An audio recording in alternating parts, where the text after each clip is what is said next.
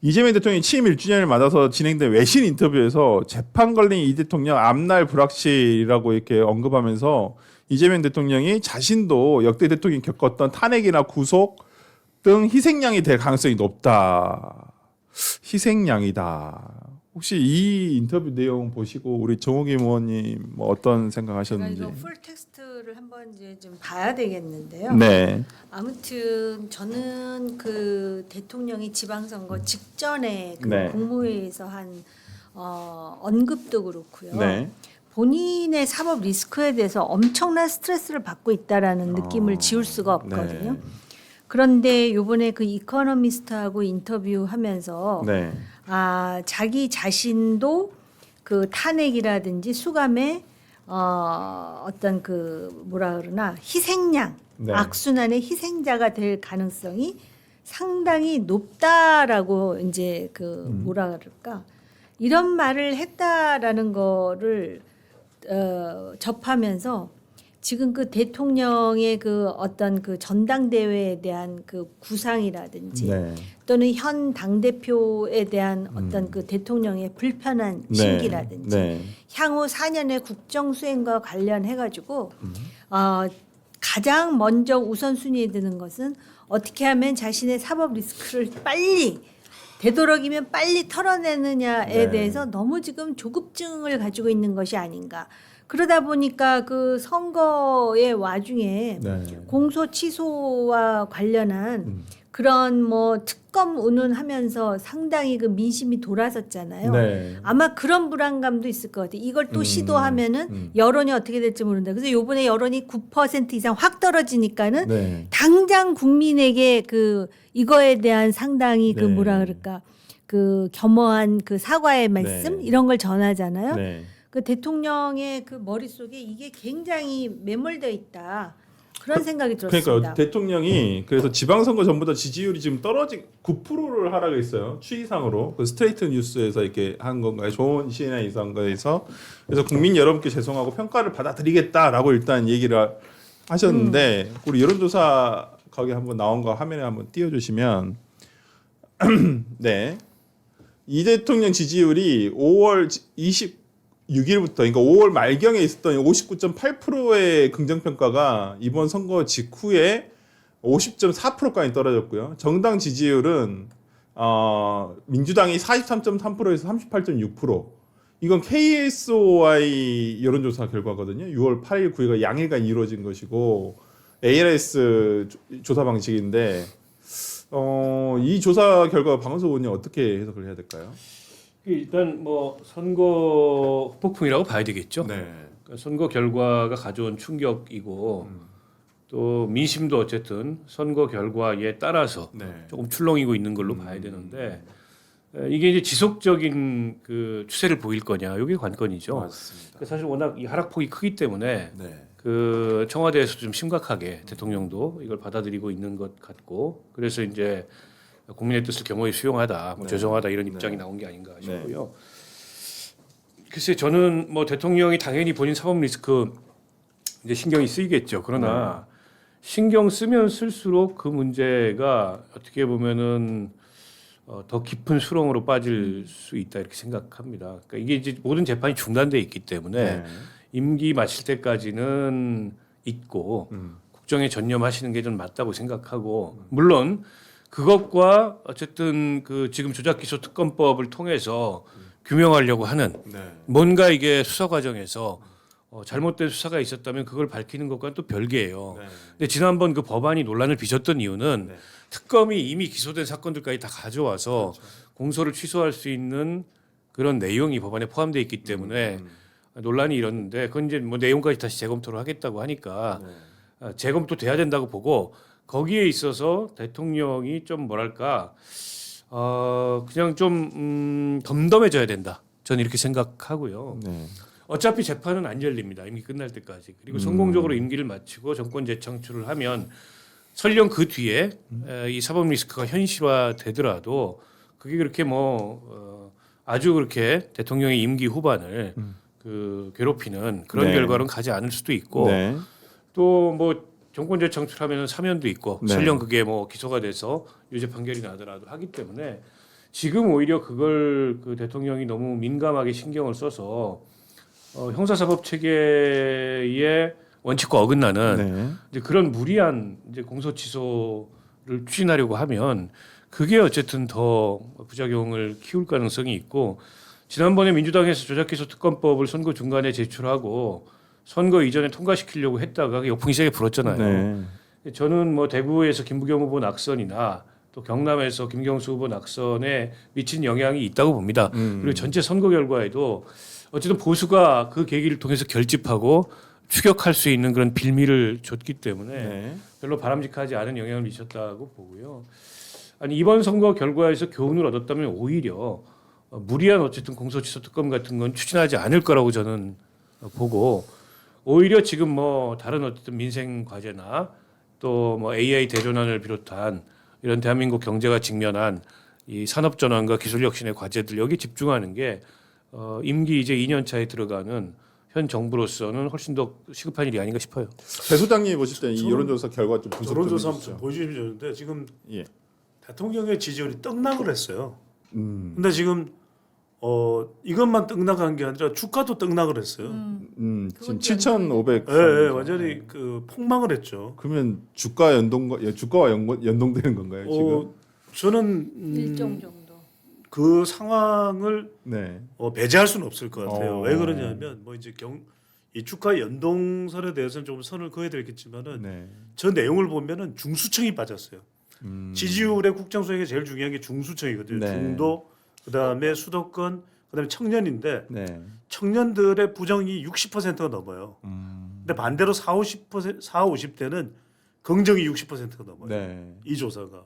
그래서 지금 보면 이 긍정이 완전히 KSOI라는 조사 회사가 특별히 뭐 보수적이지는 않고 오히려 좀 오히려 민주당 쪽과 가깝다면 그렇죠. 가까울 네, 수 있는 네, 조사 네. 기관일 수 네. 있는데 네. 일 수 있다라는 말씀드린 겁니다. 네. 근데 오심사가 완전 중도도 많이 무너졌어요.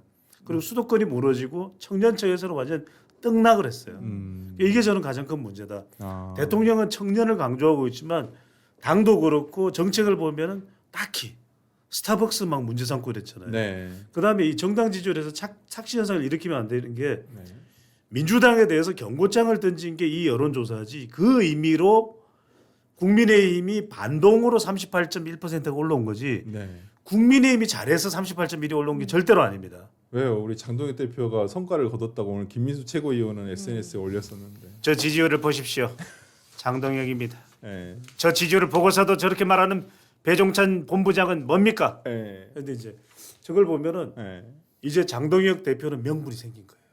자, 네. 투표 용지에 누가 투쟁할 것이며 네. 재선거 이끌어내야 되고 네. 지지율이 38.1%를 이끌어 이렇게 단기간에 네. 그 대표 지도자 누굽니까? 네. 장동혁입니다. 그러니까. 이게 되는 것이거든요. 네. 그러니까 지금 상황에서 더군다나 당권파도 점심 아니고 정점식이잖아요. 네. 됐기 때문에 더더군다나 물러나기는 어려운 상황이에요. 네. 근데 제가 이 대통령 이 지지율이 상당히 심각해질 거라는 판단을 하고 있는 게 뭐냐면 네.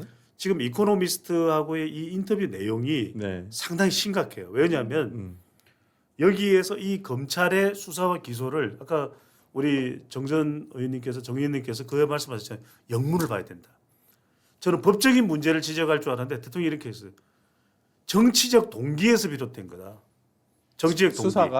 수사와 검찰의 네. 자신에 대한 수사 기소는 네. 정치적 동기. 그러니까 이건 법적으로 하든 하나도 문제가 없는데 정말 말 그대로 정치적 동기를 영어로는 politically motivated. 네. 이거 큰일 날 이야기예요. 네. 그러니까 정치 모략질을 했다라는 거예요. 네. 그런데 지금 그렇게 생각한다면은 법원에서 유죄 취지 파기환송한 것도 말이 안 되는 거죠.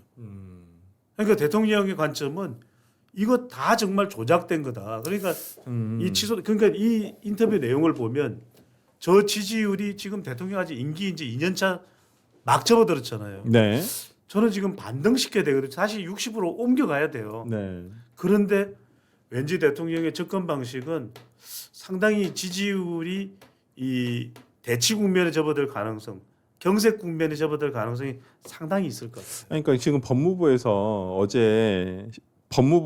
지금 검찰 인권존중 미래위원회라고 만들었어요. 발족을 했어요. 이걸 약칭으로는 미래위라고 합니다. 여기서 지금 대장동 사건, 쌍방울 대북송금 사건들 해가지고 7가지 사건 있잖아요. 이걸 전부 다 다시 조사를 하겠다는 거예요. 1차 조사.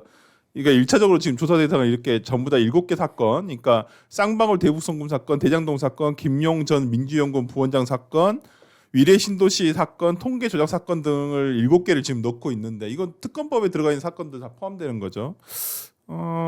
지금 법무부에서는 왜 이렇게 나서고 있는 거예요? 대통령 어떤 정성호 법무부 장관이라고 하면 대통령의 어떤 최측근 중에 한 명인데 저는 이해가 안 가거든요. 이거 공소 취소를 위한 빌드업 아니에요? 아니 근데 특검법도 한다면서요. 그러니까는 그 그러니까는 네. 최대한 안전하게 네. 하기 위해서 마치 네. 또 격자를 짜듯이 지금 모든 수단을 강구하겠다라는 네. 거 아니겠습니까? 그러니까 대통령 측의 주장은 본인이 국정 운영을 잘 하기 위해서는 네. 이렇게 정치적 동인이 개입된 이러한 그 무리한 수사와 재판으로부터 본인이 자유로워져야 되는데 네. 그게 안 되기 때문에 이거를 하겠다라는 것인데요. 네. 그걸 반대로 보는 사람들은 저 사람이 그러면 결국은 자신의 사법적 리스크를 털기 위해서 네. 권력을 수임받는 그 과정에 참여한 것이 아니야. 즉 대통령이 된 게 아니야. 네. 이렇게 역으로 해석하는 사람도 있을 거 아니에요. 네. 그러니까 이제 아까 의원님 말씀하셨듯이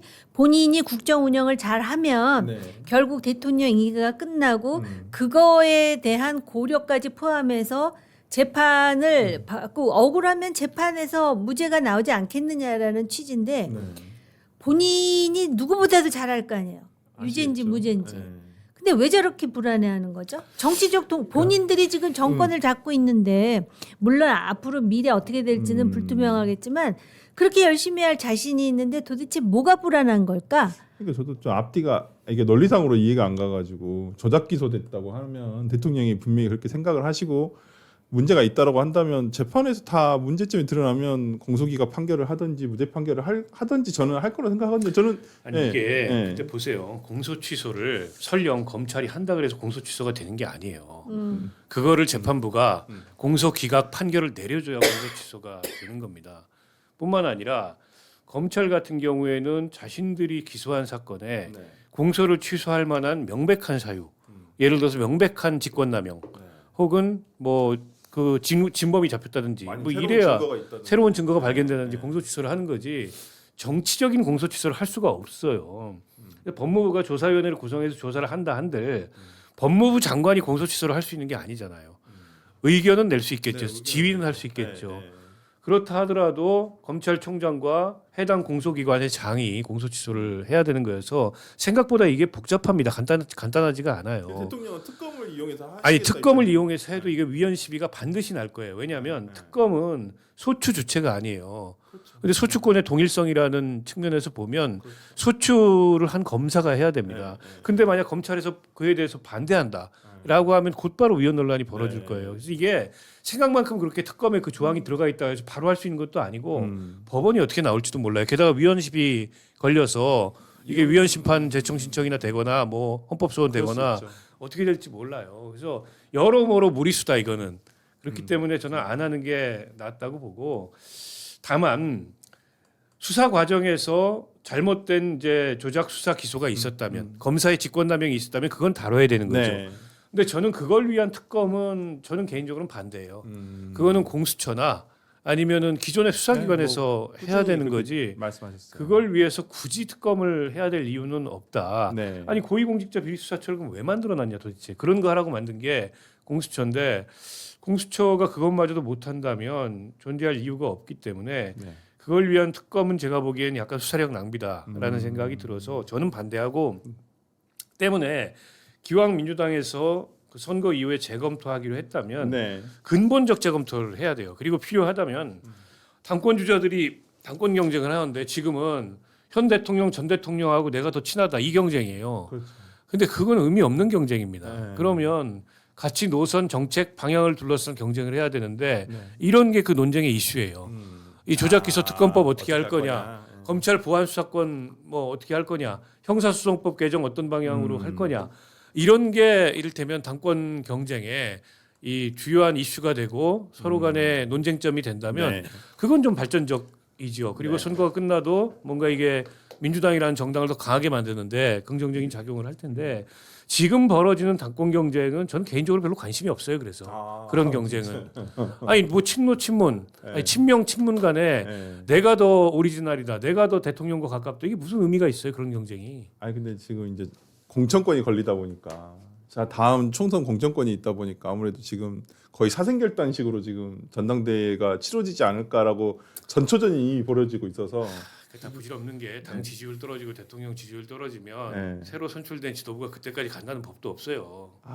비디 정치는 그런 거예요. 원래는 이런 측면도 있는 네. 거 아닐까요? 네. 결국은 공소 취소라는 그 목표를 위해서 차기 당권 주자는 자기하고 더 마음에 맞는 네. 그러니까는 호흡이 잘 맞는 네, 네, 그런 네. 정치인이 돼야 되겠다라고 생각을 한다라고 가정을 한다면 네. 그것도 어폐가 있는 것이 정청래 대표의 경우는 네. 정청래 대표 스스로 대통령이 나를 좀 불편해한다. 네. 라는 인식이 있기 때문에 더 공소 취소라든지 이런 거에 대해서 네. 적극적인 측면이 있었어요. 그렇죠. 역설적이지만 네. 그런데 과연 나와 호흡이 맞고 그동안 내가 원하는 대로 그 방향을 잘 그 따라 주었다 하여 네. 그 사람이 향후에도 똑같이 할 것이다. 정치판에는 그런 일은 없거든요.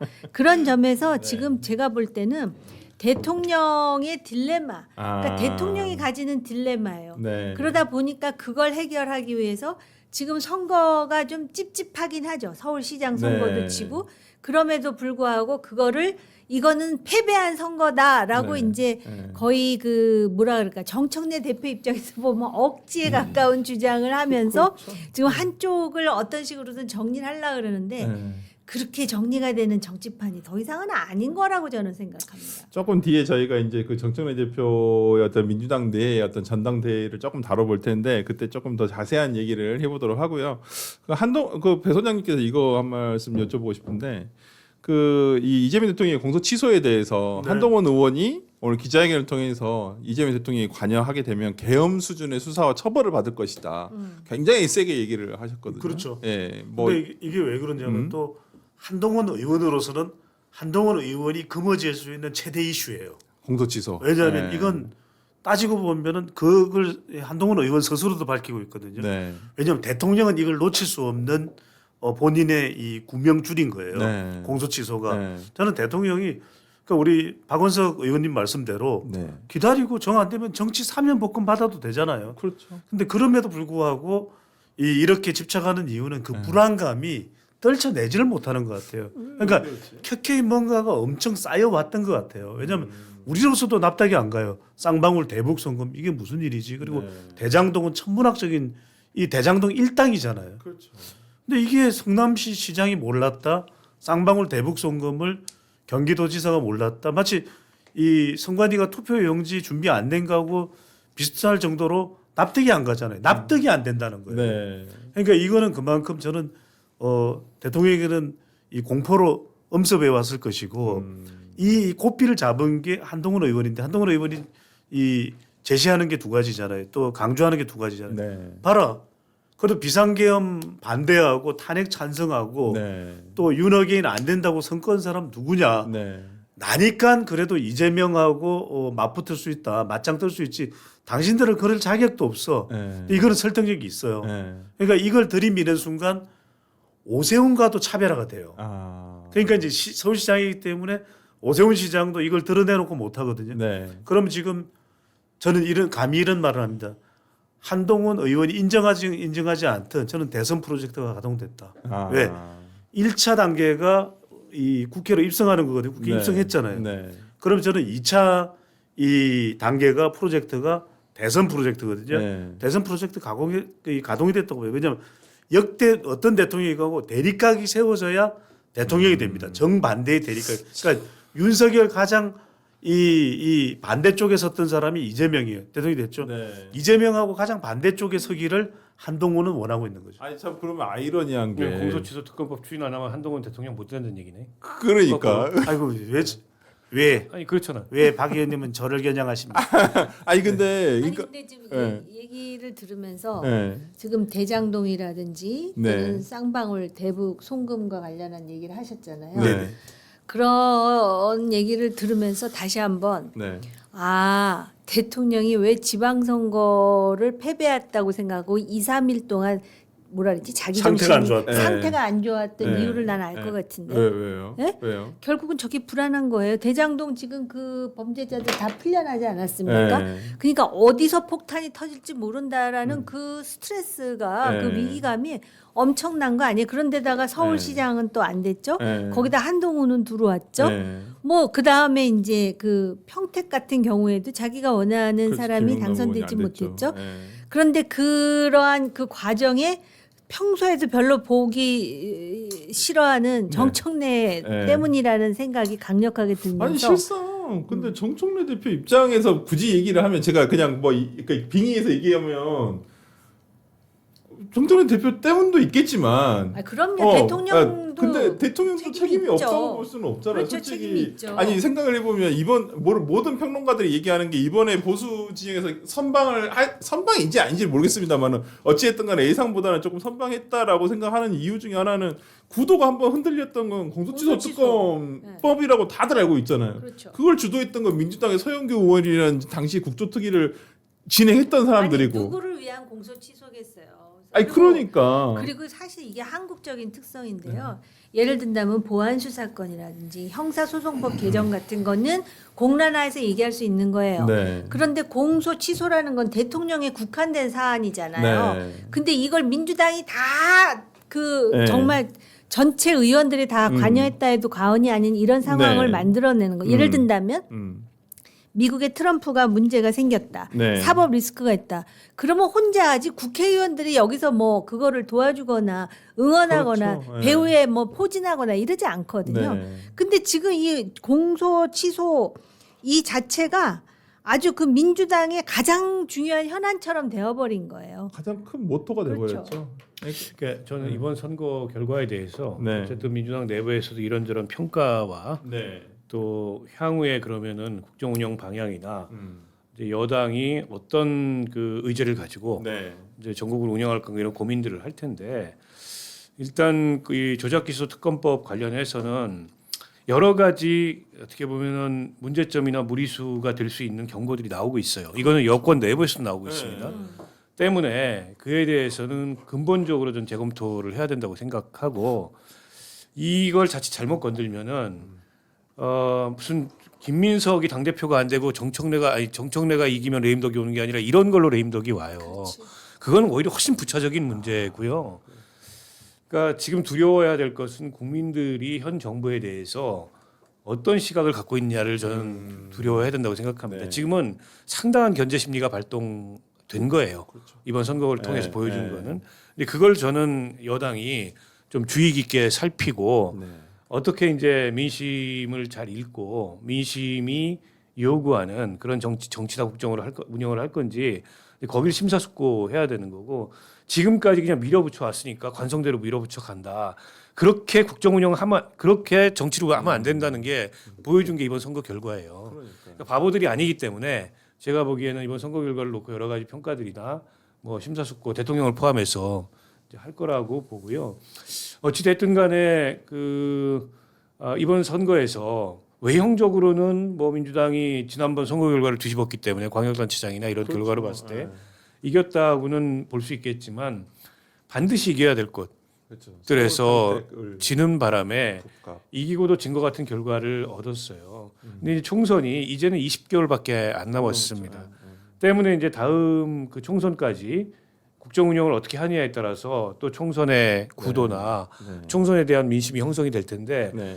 지금처럼 가면 안 된다는 걸 분명히 보여준 거예요. 저는 그걸 깨닫지 못하고 터닝 포인트를 만들지 못하면 그러면 이제 저는 지금 아무리 대통령 지지율이 그동안이 높았고 네. 여당 지지율이 높았어도 그렇게 못 간다. 대한민국 정치가 87년 이후에 양당 체제 하에서 시소 게임이었어요. 네. 이게 철칙이었습니다. 네. 한쪽이 정권을 잡고 오버하면 결국에 다음번은 이쪽으로 가고 불행하게 양당을 심판할 수 있는 제3의 정치 주체가 만들어지지 못한 그런 한계가 있지만 양당 체제 내에서는 이 철칙이 변한 적이 없어요. 민주당도 이걸 잘 들여다봐야 됩니다. 아니 근데 네. 다시 이재명 대통령으로 돌아와가지고 네. 저렇게 정청래 대표를 코너에 모는 게 네. 본인에게 도움이 될까라는 생각을 해보게 돼요. 왜냐하면 박근혜 대통령 탄핵이나 네. 윤석열 대통령 탄핵에서 결정적인 열쇠는 네. 그 당에 탄핵에 찬성한 사람들이 쥐고 있었단 말이죠. 그렇죠. 근데 이 문제는 이제 공소취소 문제잖아요. 네. 그럼 공소취소와 관련된 특검법을 통과시키려고 할 때 네. 결국은 소위 친청계라고 하는 사람들 네. 내지는 정청래 대표와 일단의 어떤 그런 라포를 형성하고 있는 사람들이 네. 오히려 그 국민의힘의 야당보다도 그런 거에 대해서 거부권을 행사할 수 있는 열쇠를 쥐고 있는 게 아닌가. 왜냐하면 야당은 상수예요. 네. 무조건 반대하겠죠. 네. 네. 근데 왜 이런 구도를 만들지? 제가 볼 때는 본인이 그 선거에 그런 중요 선거에서 졌다는 것 때문에 자기 스스로 얘기하잖아요. 상태가 안 좋았다고. 네. 그 안 좋은 상태가 기자회견 때까지 이어졌던가 심지어는 공항에 나오지 말라고 하는 그 행태는 그러니까 정말 누가 봐도 왜 저렇게까지 하지? 저건 진짜 대통령다운 모습이 아니라고 생각하는 네. 사람 굉장히 많을 네. 겁니다. 네. 그래놓고 지금 이제 유럽에 가서 생각해 보니까 이게 아니구나라고 생각을 해서 이코노미스트하고 기자 인터뷰를 하면서 네. 나도 희생양이 될 수 있다는 불안감에 더 쌓여 있는 건가?